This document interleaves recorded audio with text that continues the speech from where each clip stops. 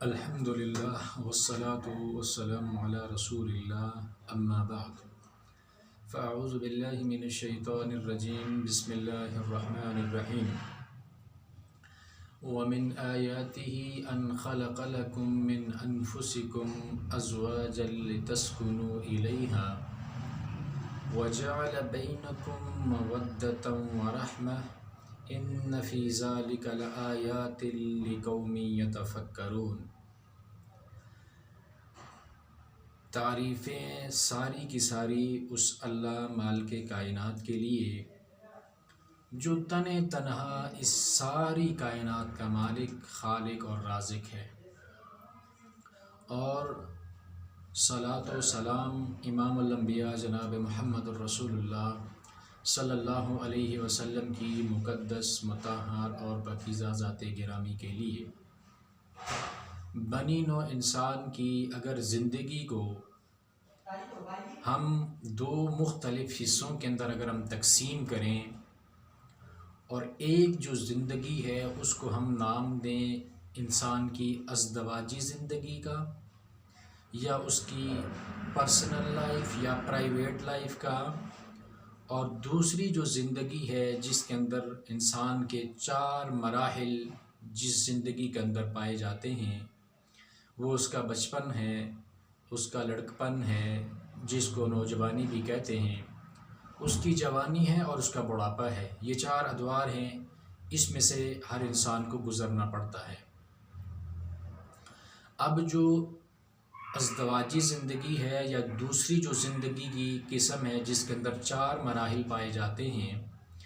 اس 2 طرح کی زندگی کو اللہ مالک کائنات نے صرف 2 آیات کے اندر، قرآن پاک کی صرف 2 آیات کے اندر بیان کر دیا۔ یہ قرآن پاک کی خوبصورتی ہے کہ بہت بڑی بات کو تھوڑے سے لفظوں کے اندر بیان کر دیا جاتا ہے۔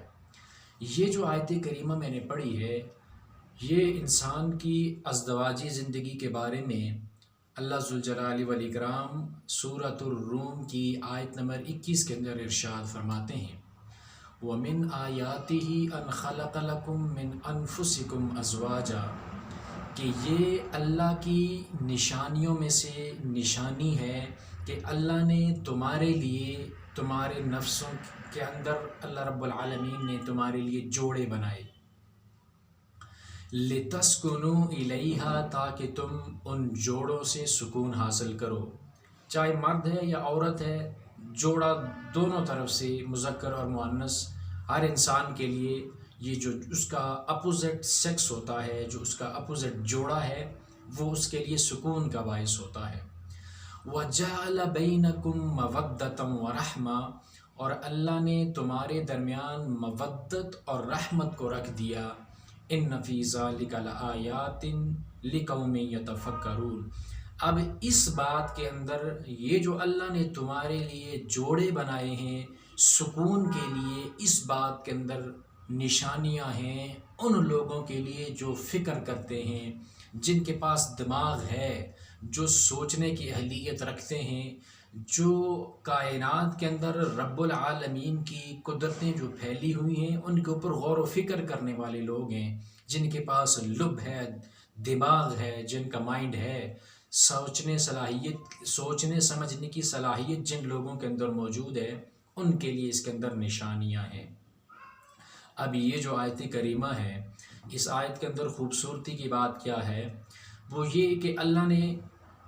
جوڑے بنائے تاکہ انسان اسے سکون حاصل کرے۔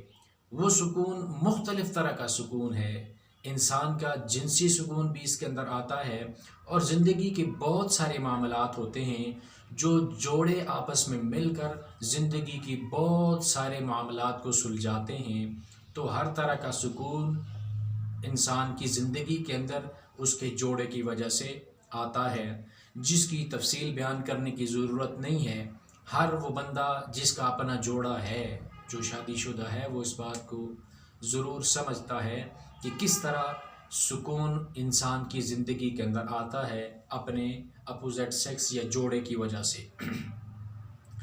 وَجَعَلَ بَيْنَكُمْ مَوَدَّةً وَرَحْمَةً، اللہ نے فرمایا کہ ہم نے تمہارے دلوں میں مودت کو بھی رکھ دیا اور رحمت کو بھی رکھ دیا۔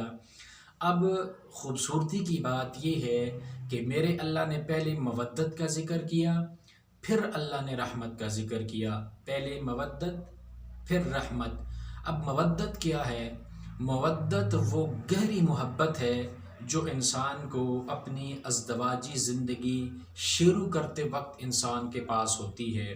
اس وقت انسان کی مودت بڑے عروج پہ ہوتی ہے۔ انسان کی جو ازدواجی زندگی ہے، جب اس نے شادی کر لی تو اس کا جتنا قریب کا عرصہ ہوتا ہے، اس شادی کے ہو جانے کے بعد جو اس کے نئے نئے ایام ہوتے ہیں یا نئے نئے مہینے ہوتے ہیں یا نئے نئے سال ہوتے ہیں، تو ان میں یہ مودت بڑے عروج پہ ہوتی ہے۔ اور اس کے بعد اللہ نے رحمت کا ذکر کیا۔ رحمت کا ذکر، رحمت اس لیے رب العالمین نے رکھی کہ یہ جو مودت ہے یہ کبھی نہ کبھی کم ضرور ہوتی ہے۔ انسان ہے، جب دو انسان آپس میں ایک جگہ کبھی زندگی بسر کرتے ہیں تو ان کے اندر مختلف اوقات میں مختلف وجوہات کی بنا پر جھگڑا ہو سکتا ہے۔ انسان ہے، بزرگ کہتے ہیں کہ اگر دو برتن بھی ایک جگہ رکھے ہوئے ہیں تو وہ بھی آپس میں ٹکرا جاتے ہیں۔ تو انسان ہے، انسان زندگی کے اندر مختلف معاملات ہوتے ہیں، تو جھگڑا ہونا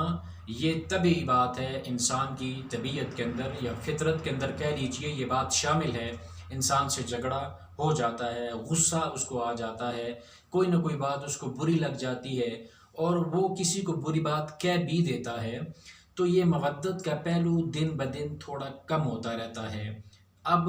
جس انسان کی شادی ہوئی، شادی کے پہلے ایام، پہلے مہینے، پہلے سال، اس کی زندگی کے آخری ایام کے ساتھ اگر انسان اس کو کمپیئر کرے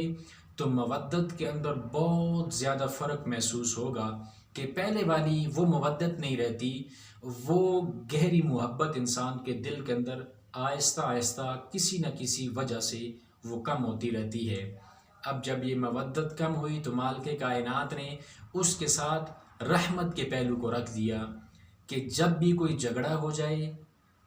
آپس کے اندر، کوئی کسی بھی بات پہ انسان کسی کو غصہ کر بیٹھے، بری بات کہہ بیٹھے یا لڑائی جھگڑا ہو جائے، تو اس کے بعد یہ جو رحمت والا پہلو اللہ نے رکھا ہے وہ اس لیے ہے کہ مودت کا اب تو وہ لیول نہیں رہا، تو اس رحمت کی وجہ سے ایک دوسرے کے اوپر ترس کھا کے وہ آپس کے اندر صلح کر لیں۔ بہت بڑا بھی جھگڑا ہو جائے، اگر میاں بیوی آپس میں ایک دوسرے سے ناراض ہیں، ایک گھر کے اندر رہ رہے ہیں یا بیوی گھر چھوڑ کے چلی بھی گئی، تو تھوڑے دنوں بعد جب غصہ کم ہوتا ہے تو یہ رحمت والا پہلو غالب آ جاتا ہے، جس کی وجہ سے انسان اپنی غلطی پہ نادم ہوتا ہے، معافی مانگ لیتا ہے، بیوی معافی مانگ لیتی ہے یا خامند معافی مانگ لیتا ہے، تو معاملہ سلجھ جاتا ہے اور ان کے درمیان صلح ہو جاتی ہے۔ اب مالک کائنات کی رحمت کا یہ تقاضا ہے اور اس اللہ کی یہ بہت بڑا انعام ہے انسان کے اوپر کہ اللہ نے مودت کے ساتھ رحمت کو بھی رکھ دیا۔ اگر صرف مودت ہوتی تو یہ مودت تو آہستہ آہستہ کم ہی ہوتی جاتی، اور اگر رحمت نہ ہوتی تو جو گھریلو جھگڑے ہیں ان کی جو تعداد ہے یا ان کی جو شرح ہے وہ بہت زیادہ ہوتی، معاشرے کے اندر بگاڑ بہت زیادہ ہوتا۔ یہ جو رحمت والا پہلو ہے، اس رحمت والے پہلو کی وجہ سے بہت سارے معاملات جو ہے وہ انسان کے سلجھ جاتے ہیں۔ ان فی ذالک لآیات لقوم یتفکرون۔ اگر آپ کے پاس جوڑا ہے، زندگی کے اندر آپ شادی شدہ ہیں، تو آپ بہترین طرح اس بات کو سمجھ سکتے ہیں کہ یہ جو اللہ نے ہمارے لیے، ہمارے نفسوں کے لیے سکون کے لیے، ہمارے نفسوں کے سکون کے لیے جو اللہ نے جوڑے بنائے اور اس کے اندر جو اللہ نے سکون رکھا اور پھر مودت اور رحمت رکھی، یہ شادی شدہ انسان زیادہ بہتر طریقے سے سمجھ سکتا ہے۔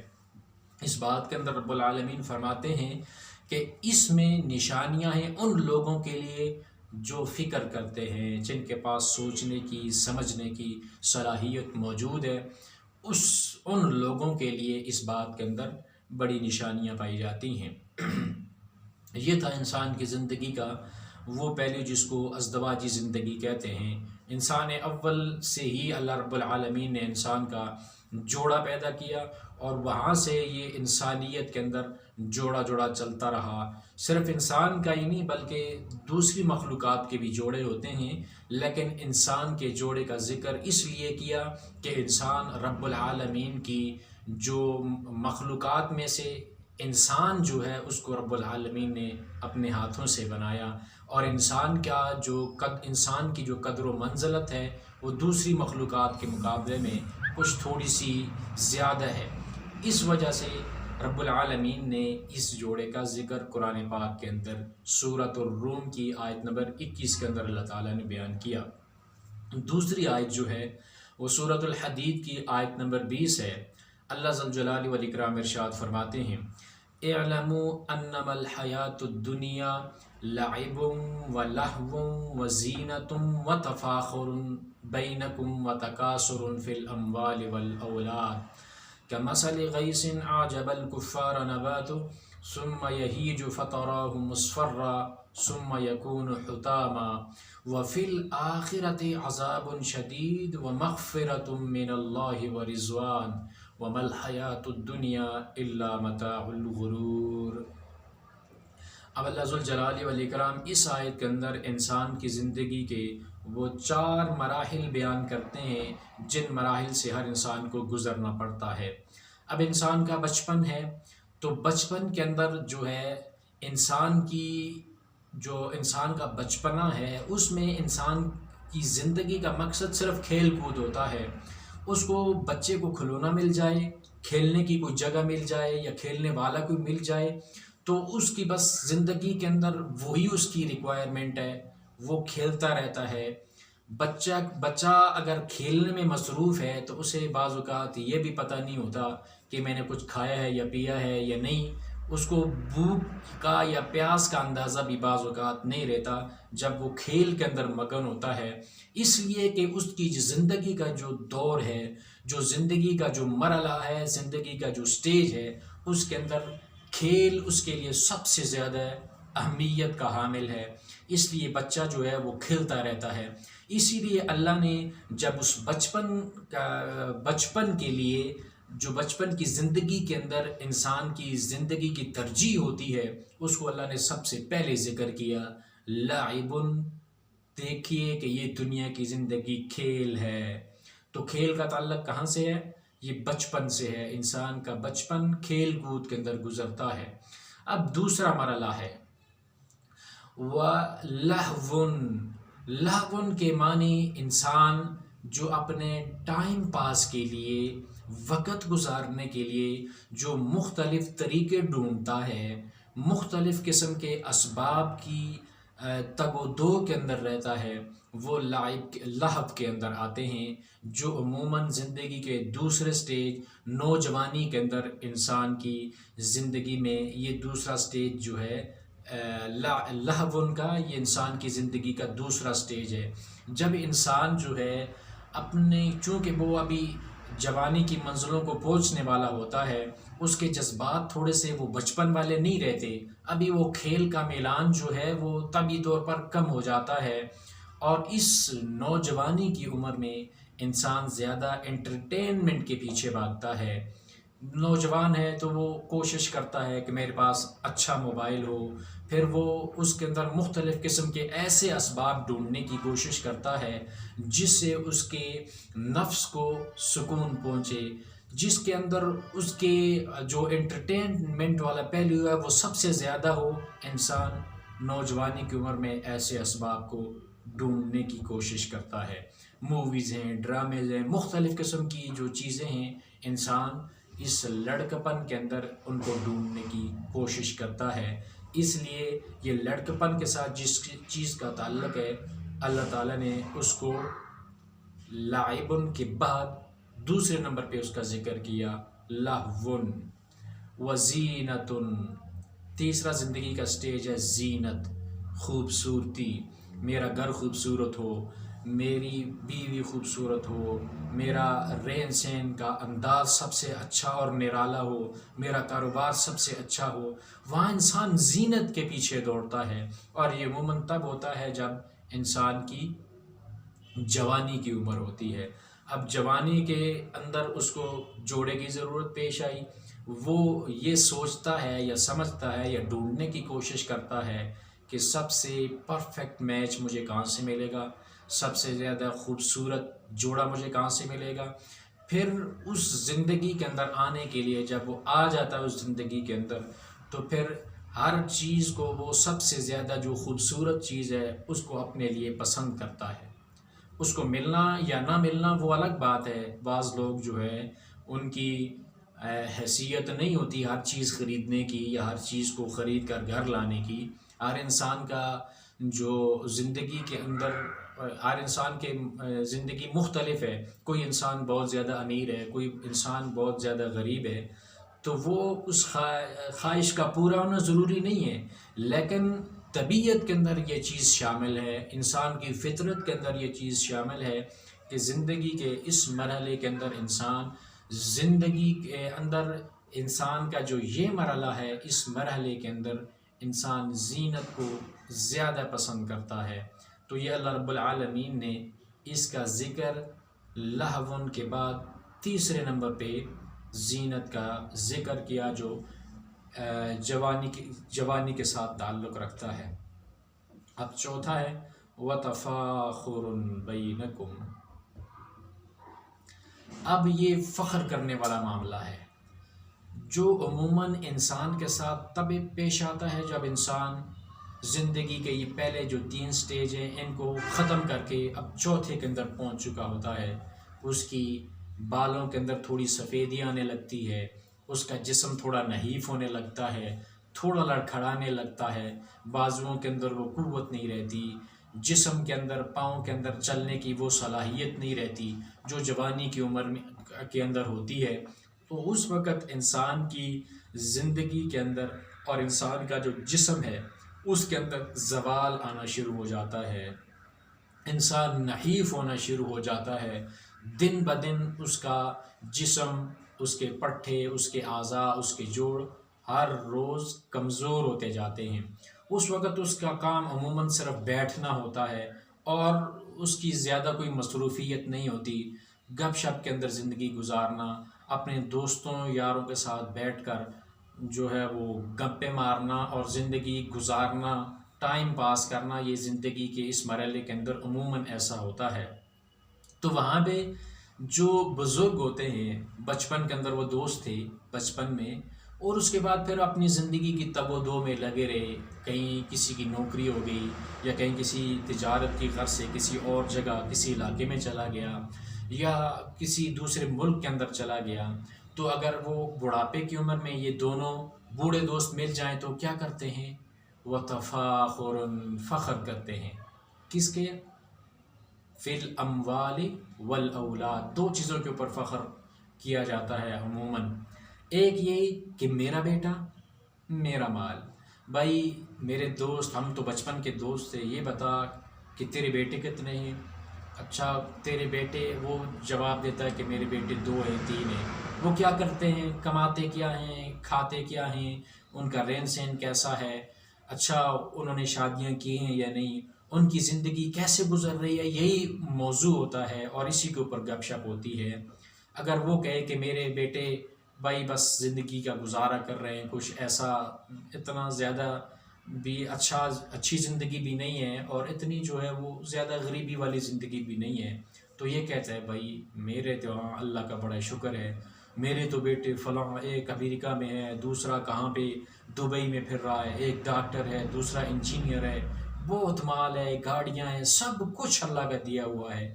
تو یہ وَتَفَاخُرٌ بَيْنَكُمْ وَتَكَاثُرٌ فِي الْأَمْوَالِ وَالْأَوْلَادِ، جو موضوع کا بحث ہوتا ہے زندگی کے اس مرحلے کے اندر، وہ مال اور اولاد ہوتی ہے۔ میرا بیٹا،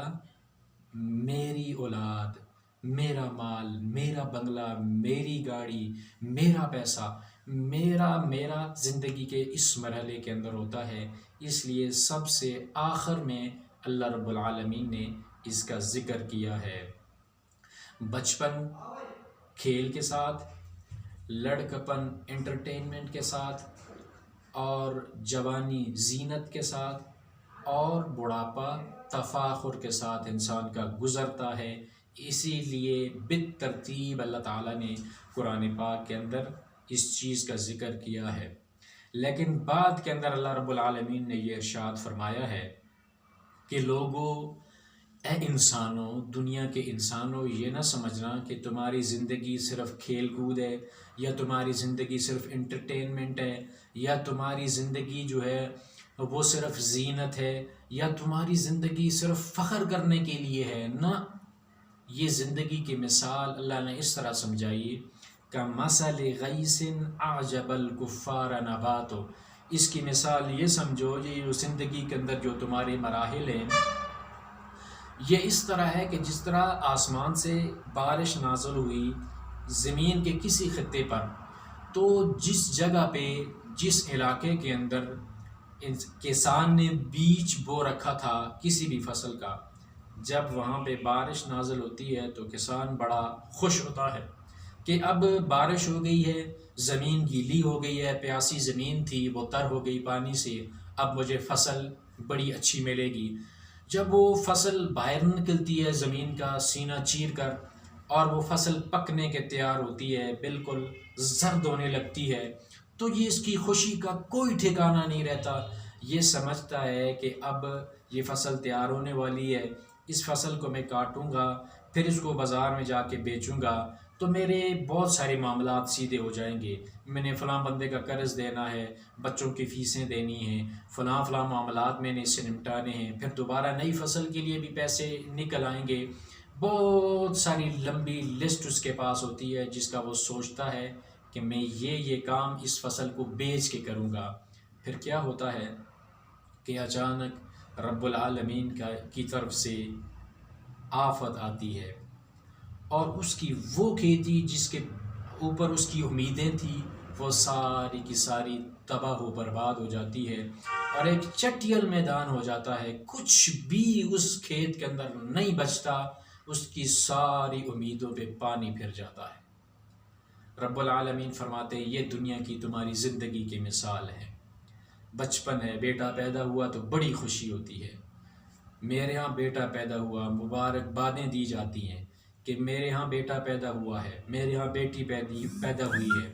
تو وہ لوگ ایک دوسرے کو مبارکباد دیتے ہیں، بڑی خوشیاں منائی جاتی ہیں، مٹھائیاں بانٹی جاتی ہیں۔ پھر بچہ جب نوجوانی کی عمر کو چھوتا ہے تو یہ اسی طرح پھر جو والدین ہیں ان کی امیدیں بھی، ان کا لیول بھی تھوڑا زیادہ ہوتا رہتا ہے، اپنے بچے کے ساتھ ان کی امیدیں زیادہ ہوتی جاتی ہیں۔ ابھی میں اس کو پڑھاؤں گا، یہ پرائمری سے نکلا ہے، ہائی اسکول میں جائے گا، پھر اس کو میں آگے اعلیٰ تعلیم دلواؤں گا، پی ایچ ڈی تک جائے گا، نوکری کرے گا، بہت ساری جو امیدیں ہیں اس کے ساتھ وابستہ ہو جاتی ہیں۔ نوجوان ہوا تو اب بھائی اس کی شادی کر دیں، اس کے اوپر ذمہ داری آ جائے تاکہ یہ گھر کے معاملات کو بہتر طریقے سے اچھے طریقے سے سلجھا سکے، تو پھر ہم اس وقت جو ہے جوانی کی عمر میں کیا ہوتا ہے، انسان کی زندگی کی بہت ساری امیدیں اس سے وابستہ ہو جاتی ہیں۔ اب یہ جو زندگی کا آخری سٹیج ہے بڑھاپا، یہ اپنے جو پچھلے 3 سٹیج ہیں ان کے اوپر اس کی امیدوں کا محور اور مرکز ہوتا ہے۔ اب ہوتا کیا ہے کہ جس طرح وہ کسان بڑا خوش ہوا کہ اب میری فصل تیار ہو گئی ہے اور مجھے اس فصل سے بڑا فائدہ ملنے والا ہے، تو یہ فصل جب جوان ہوئی، جب اس کا بیٹا جوان ہوا اور اس کا بیٹا کمانے لگ گیا، اور اس کا بیٹا اس کے پاس مال و دولت بھی آ گیا، دنیا کی زیب و زینت ساری چیزیں بھی آ گئیں، تو یہ بڑا پر امید ہے کہ اب میری زندگی کا سہارا بنے گا۔ تو ایک یہ ہے کہ کبھی آفت آتی ہے، اور اس کی یہ جو فصل جوان ہو کے تیار ہوئی تھی، صبح گھر سے نکلا تھا اس کا بیٹا، لیکن شام کو جب واپس لوٹتا ہے تو اس کا خون کے اندر لپٹا ہوا لاشا اس کے بوڑھے باپ کے سامنے ہوتا ہے۔ یہ زندگی کی حقیقت ہے کہ زندگی چاہے جتنی بھی باکمال کیوں نہ ہو، آخر ایک دن اس کو زوال آئے گا۔ یا دوسری صورت یہ ہو سکتی ہے کہ اس کی یہ فصل تو جوان ہو گئی، اس کا بیٹا جوان ہو گیا، اس کے پاس سب کچھ آ گیا، لیکن یہ جو خود ہے اس کا وقت اجل آ گیا، وہ آخرت کے سفر کی طرف چل دیا، ساری زندگی کماتا رہا، محنت کرتا رہا، اپنے بچوں کو پالتا پوستا رہا، ان کے ہر ناز نخرے پورے کرتا رہا، ان کو پڑھانے کے اندر ساری زندگی صبح و شام اس نے گزارے، اور بڑی محنت سے اس کو جب تیار کیا تو خود ہی ان کی زندگی کی خوشیاں نہ دیکھ پایا اور وہ اس دنیا سے چل بسا۔ یہ دنیا کی زندگی ہے کہ انسان کی زندگی کے اندر جتنا بھی کمال کیوں نہ ہو، آخر ضرور بالضرور اس کی زندگی کے اندر زوال بھی آتا ہے۔ تو یہ جو زندگی کے 4 مرحلے ہیں بالکل بیکار رب العالمین نے تمہیں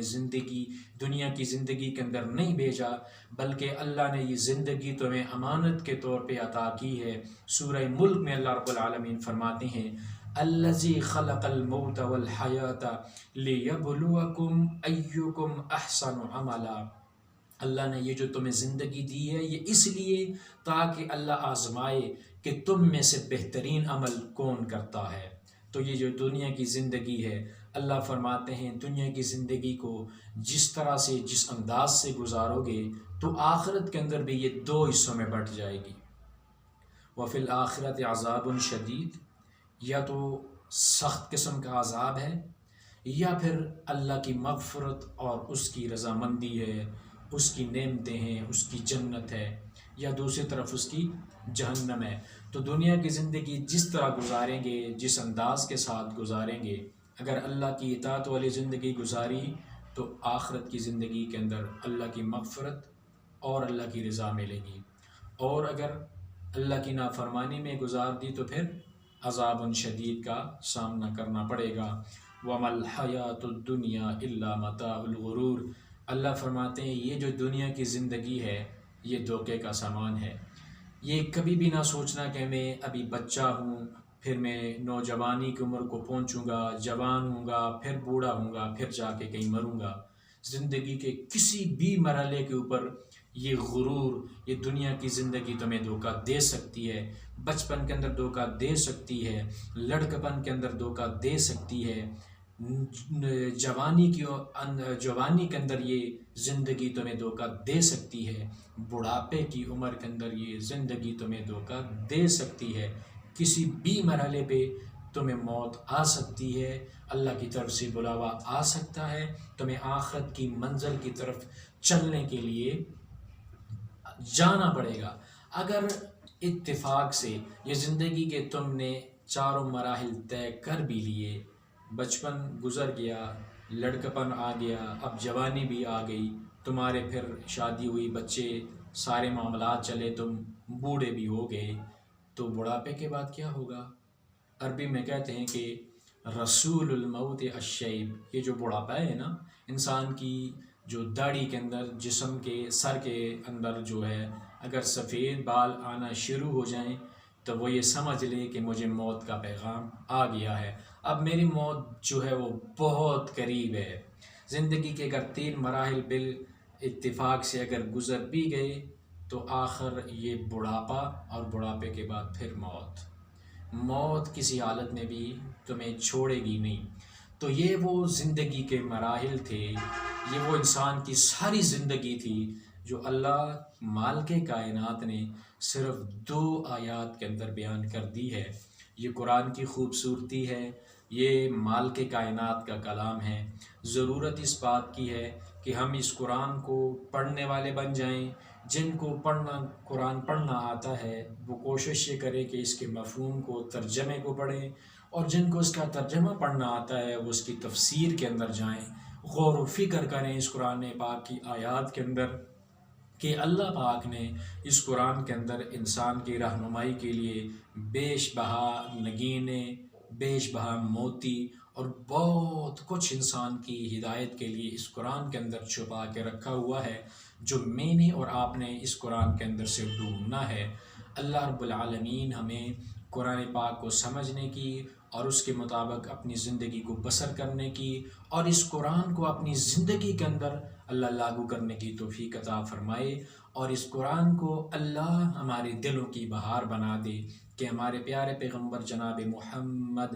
صلی اللہ علیہ وسلم اللہ مالک کائنات کو اس کے ناموں کا واسطہ دے کر یہ دعا کیا کرتے تھے، ان تجعل القرآن ربیع قلبی، کہ اے اللہ اس قرآن کو میرے دل کی بہار بنا دے۔ تو اللہ اس قرآن کو ہمارے دلوں کی بھی بہار بنا دے۔ اس دعا کو بھی پڑھا کریں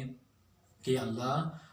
اس قرآن کو ہمارے دلوں کی بہار بنا دے، کہ ہمیں اس قرآن جو ایک قرآن پڑھنے سوا ہمارا گزارا نہ ہو، ہر وقت بس دل کے اندر یہ چاہت پیدا ہو کب قرآن کو اٹھاؤں گا، سینے سے لگاؤں گا اور میرے مالک میں تیرے اس قرآن کی آیات کو پڑھوں گا، اور اس سے میری زبان بھی میٹھی ہوگی اور میرے دل کے اندر سکون اترے گا، میری روح میں، میری رگ رگ میں، میرے انگ انگ میں سکون اترے گا۔ وہ مرحلہ کب آئے گا انسان اس کے لیے تڑپے؟ یہ ہے بہار، دلوں کی بہار، کہ قرآن انسان کے دل کی بہار بن جائے۔ اللہ رب العالمین ہمیں ان باتوں کے اوپر عمل کرنے کی توفیق عطا فرمائے اور اس قرآن کی خوبصورتی کو نکال کر اپنے سینے کے اندر محفوظ کرنے کی توفیق عطا فرمائے۔ وآخر دعوانا ان الحمد للہ رب العالمین۔